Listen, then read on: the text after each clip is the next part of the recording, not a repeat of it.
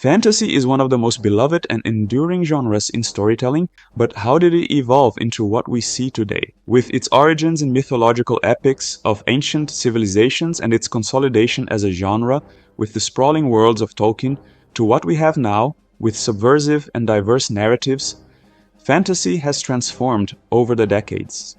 But what caused this evolution? How did we go from tales of pure heroism to the gritty, morally complex worlds of Grimdark, and now to a more pulverized modern fantasy?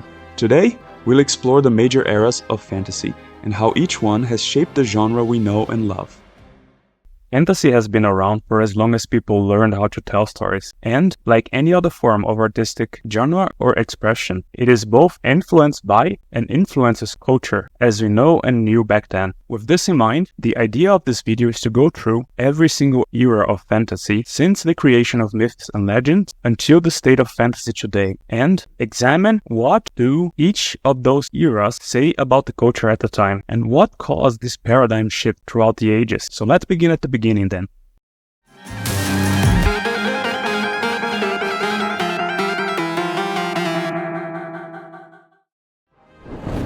Before fantasy emerged as a distinct literary genre, it drew heavily on ancient myths and legends that shaped the foundation of storytelling. Works like the Epic of Gilgamesh, Beowulf, and the Odyssey are prime examples of early stories where magical elements, gods, and heroic quests played central roles. These ancient stories, often passed down orally before being written, were the original forms of speculative fiction. They depicted larger-than-life heroes, battling supernatural forces, confronting gods, and embarking on epic journeys. In the Odyssey, for instance, Odysseus faces mythological creatures like the Cyclops and sorceresses like Circe, blending human struggle with divine intervention, an element that would later define the genre. These myths and legends also served as reflections of the societies that produced them, offering moral lessons, cautionary tales, and insights into human nature. Beowulf, a classic of Anglo-Saxon literature, combines heroic feats with monsters like Grendel, but its underlying themes of loyalty, honor, and fate resonate with its audience. Similarly, the Epic of Gilgamesh explores the concepts of mortality and friendship, while also incorporating gods and mythical creatures. These early works laid the groundwork for fantasy by introducing elements like magical creatures, epic battles, and divine intervention, tropes that would continue to shape the genre for centuries. These stories are thousands of years old. My best guess about how they have such a lasting impact is because of their universal themes, archetypal characters, and cultural resonance. They deal with fundamental human experiences such as heroism, mortality, honor, and the struggle between good and evil, which have been relatable across generations and cultures. Also, some of their narrative structures are still being used to this day because how well they resonate with how us, humans, consume stories and are impacted by that. Fairy tales are a crucial part of the history of fantasy, emerging from folk traditions that were passed down orally before being written. Unlike myths and legends, which often centered on gods and epic heroes, fairy tales typically featured magical elements in familiar, everyday settings and emphasized moral lessons. Fairy tales became popular in Europe when writers like Charles Perrault, the Brothers Grimm, and Hans Christian Andersen published collections of these traditional stories. These tales reflect the cultural values, social norms, and moral lessons of their time, shaping the development of the fantasy genre. They often taught children about virtues like kindness, obedience, and caution. As seen in stories like Cinderella, gender roles were typically reinforced, with passive female characters waiting for male heroes, mirroring societal expectations. These tales also depicted family dynamics like the wicked stepmother trope, reflecting concerns about inheritance and family structures. Economic class and social mobility were central themes, with protagonists like Cinderella rising through marriage reflecting the aspirations and rigid class structures of early modern society. Everyone always jokes about how creepy, violent, and inappropriate for children the early renditions of these fairy tales were. There are some reasons behind this though. For starters, the primary purpose of fairy tales back then was to teach cautionary tales about the dangers of the world. The violent consequences of bad behavior were a way to sort of scare children into shape, which comes across as pretty tone-deaf to today's standards. Back then, the concept of childhood was also different. Children were often exposed to the harsher realities of life. Life was often brutal, even for them. From the end of the medieval era to the late 18th century, we see the emergence of works like Shakespeare's A Midsummer Night's Dream and Cervantes' Don Quixote, which incorporated fantastical elements. Shakespeare's play featured magical creatures like fairies and explored themes of transformation, love, and illusion, while Don Quixote blurred the line between reality and fantasy through the delusions of its main character. These stories played a key role in shaping fantasy's development by blending imaginative, otherworldly elements with human experiences, laying the groundwork for the genre's later evolution into a distinct literary form. The Romantic era of the 19th century introduced a new wave of fantasy that focused on imaginative worlds, emotions, and a deep connection to nature and morality. Works like Alice in Wonderland by Lewis Carroll and The Well at the World's End by William Morris exemplified this shift. These stories blended whimsical adventures with moral and philosophical themes, drawing readers into richly detailed worlds filled with magical creatures, dreamlike landscapes, and quests that mirrored the inner journeys of their characters. This era of fantasy explored human emotions, the power of imagination, and the tension between innocence and experience, making it a critical phase in the evolution of the genre. The Tolkien era marked the birth of modern epic fantasy, largely due to the work of J.R.R. Tolkien. With The Hobbit in 1937 and The Lord of the Rings in 1954 and 1955, Tolkien established key elements of the genre: richly developed worlds, deep mythological roots, and the classic struggle between good and evil. Middle-earth, with its intricate histories, languages, and races, set a new standard for world-building and fantasy. The archetypal hero's journey, represented by characters like Frodo and Aragorn, became central to the genre, emphasizing the individual's role in defeating great evil while exploring themes of friendship, sacrifice, and destiny. Tolkien's influence inspired other authors, who expanded on his groundwork during this era. C.S. Lewis's The Chronicles of Narnia from 1950 to 1956 brought Christian allegory and whimsical storytelling to the epic fantasy framework.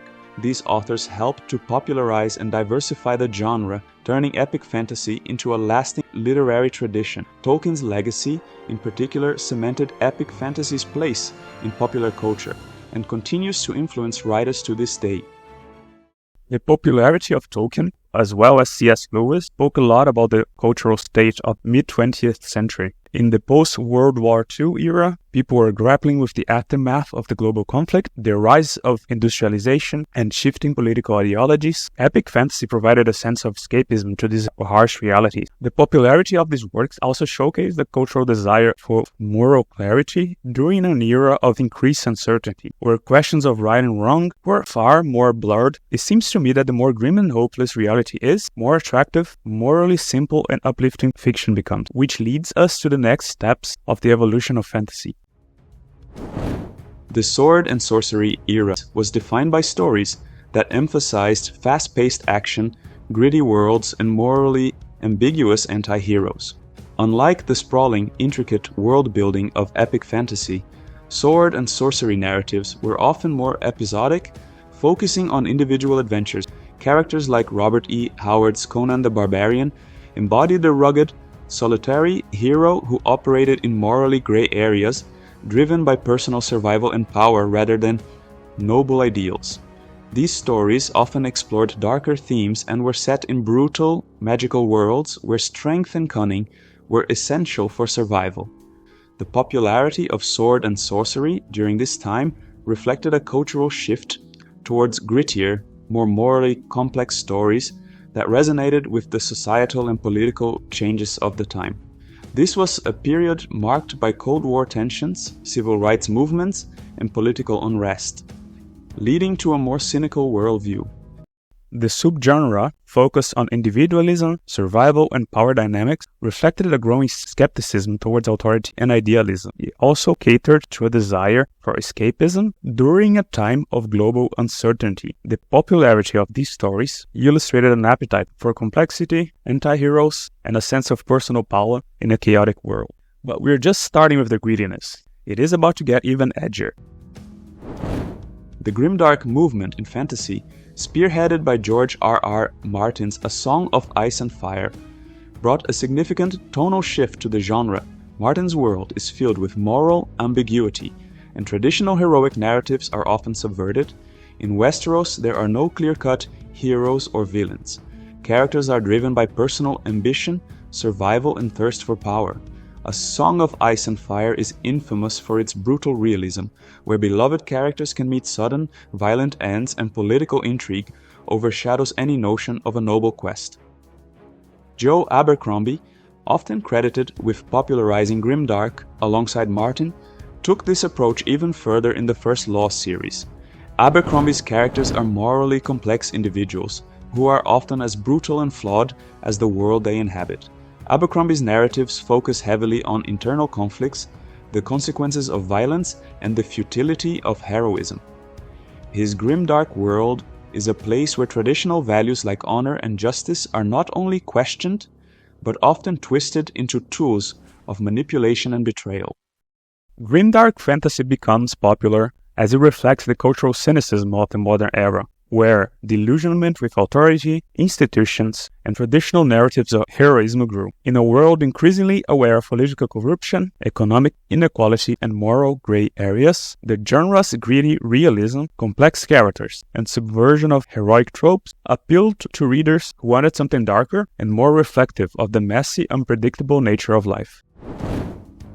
Modern fantasy has expanded far beyond the traditional boundaries of epic quests and heroic battles, becoming more inclusive, subversive, and reflective of real-world issues.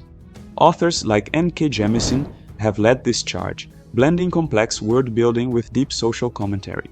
Jemisin's The Broken Earth trilogy, for instance, explores themes of oppression, systemic inequality, and environmental destruction through a world where the very earth itself rebels against its inhabitants.